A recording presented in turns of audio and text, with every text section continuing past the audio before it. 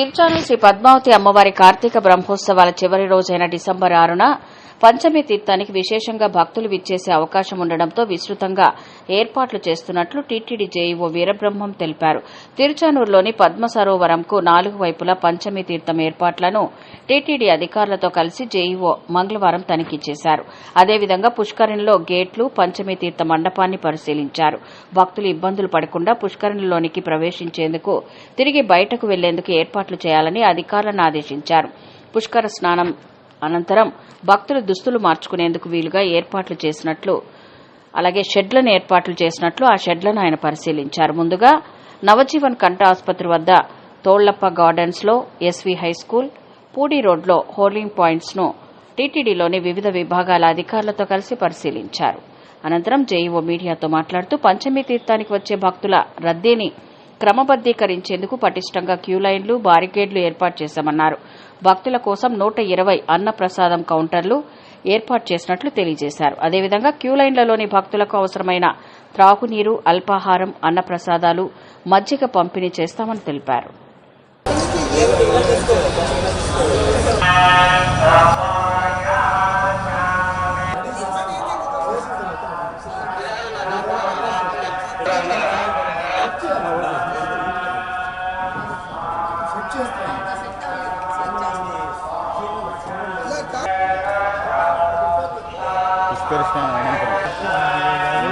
భక్తులు బట్టలు మార్చుకునేగా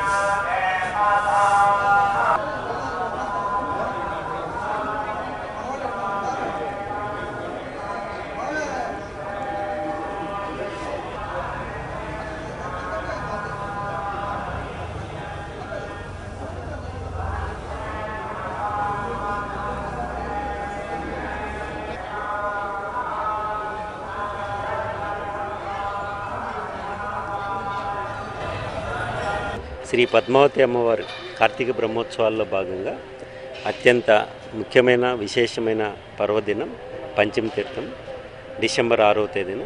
దానికి సంబంధించి భక్తులు వేలాది సంఖ్యలో ఎక్కువగా వస్తారు కాబట్టి వాళ్ళందరూ కూడా ఉండడం కోసం 4 హోల్డింగ్ పాయింట్స్ ఏర్పాటు చేయడం జరిగింది. ఇప్పుడు ప్రజెంట్ ఇక్కడ ఉన్నది ఇది నవజీవన్ దగ్గర ఉన్న హోల్డింగ్ పాయింట్. దీని కెపాసిటీ 7,000. ఆల్ మొత్తం టీటీడీలో ఉన్న అన్ని డిపార్ట్మెంట్తో ఇన్స్పెక్షన్ చేయడం జరుగుతుంది. ఇప్పుడు మనం 5వ తేదీ సాయంత్రం నుంచి భక్తులను ఈ యొక్క హోల్డింగ్ పాయింట్లోకి తీసుకోవడం జరుగుతుంది. 6వ తేదీ మధ్యాహ్నం మనకు ఎప్పుడైతే కార్యక్రమం ఉంటుందో అంతవరకు వాళ్ళకు అన్ని రకాల సౌకర్యాలు హోల్డింగ్ పాయింట్లలో ఉన్న వాళ్ళకి ఏర్పాటు చేయడం జరుగుతున్నది. ఇందులో భాగంగా వాళ్ళకు ఫుడ్ అరేంజ్మెంట్ చేయడం, తర్వాత medical facilities, drinking water, sanitation, washrooms, మరియు వాళ్ళు కార్యక్రమాలు చూడడం కోసం LED స్క్రీన్స్ అన్నీ ఏర్పాటు చేస్తున్నాము.